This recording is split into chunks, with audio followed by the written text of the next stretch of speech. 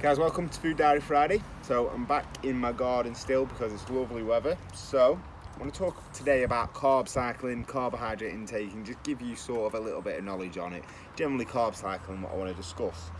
Generally the carbs that we're consuming, probably I prefer to lower GI carbs, tend to function a lot better on them. So a lot of vegetables generally, sweet potatoes, and fruits and things like that. Okay, I would like to point out that it doesn't really matter what carbs we're consuming. Again, it's still being in a calorie deficit, so it's just basically consuming a certain amount of carbs that we set out, certain amount of fat, certain amount of protein. Okay, but I generally function on better on them types of carbs.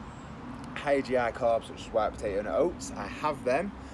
But more on high carb days when I've got a big training session coming up, which I'm going to explain again in a minute, and I tend to feel it a lot better on them days when I've got a big workout, and then better when I haven't on lower GI carbs when I've got a little bit of a less of a bigger workout. Okay, now the points that I want to make on it is carb cycling is very simple. Okay, you, along with your fat and protein intake, we'll forget about that now, you'll have higher carbohydrate days, which generally done, I would say, on higher intensity workouts like THQ session days. Okay, and then you would opt for a lower carb approach on non-training days, and maybe a medium carb approach if you would say you was going in the strength room and you wasn't really pushing it too much, but you was just having a good effective workout. Again, I do want to point out I'm more of a believer of the calories that we consume over the full day, and the calories we consume over the full week. So more so, I don't really obsess with doing this approach too much all year round. But generally I find when I'm trying to really get the most out of my transformation on the strict parts of my journey, say I'm doing a shoot or something, I find carb cycling works very well. Because I tend to, when we've been in a deficit for a long time, flipping our carbohydrate intake round having low carb days, medium carb days, does help our body use stored fat as more of an energy source in different areas. Okay, so it is advised to do this, I would say, when you are on a more of a stricter diet plan. It does help with refeeds because we can boost, a couple of higher carb days. It boosts leptin levels. Have you heard me speak about leptin levels quite a bit?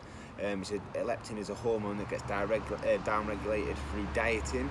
So generally, we could do with that being boosted up every now and then. So a good couple of high carb days will have that effect. Again, another thing that I would point out is with carb cycling, it's just another reason not to weigh yourself, because on higher carb days, your muscles are going to fill more with glycogen, and then which is good because you're going to be able to fuel your workout a little bit more. However, it might make you put 1 or 2 pounds on the scales on them days. So again, it's just another reason not to weigh yourself too much unless you can understand how you should be doing that, i.e. weighing yourself every day and then taking an average over the 7 days. Now, I do not suggest that for somebody who really hasn't got very experience in weight. Okay. There's a lot of talk about insulin spikes and things like that during the carbohydrates that we have. And yes, and if you're just thinking of sole food sources, yes, different carbs have different effects on insulin and things like that.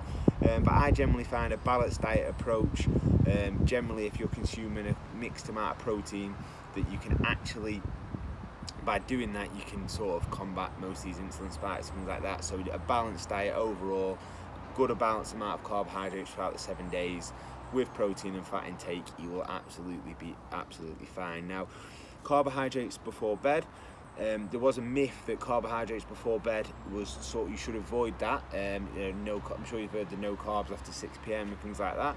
That has been sort of dismissed for many years now, that it's not really true, really. And I think it originally come from people saying that we sort of, our metabolic rate as such, or metabolism, slows down. It's different when we're asleep compared to awake. Now, there's been numerous studies ever since that how we sort of get rid of when we take into account everything, there's no really difference between being asleep and being awake, apart from obviously moving more.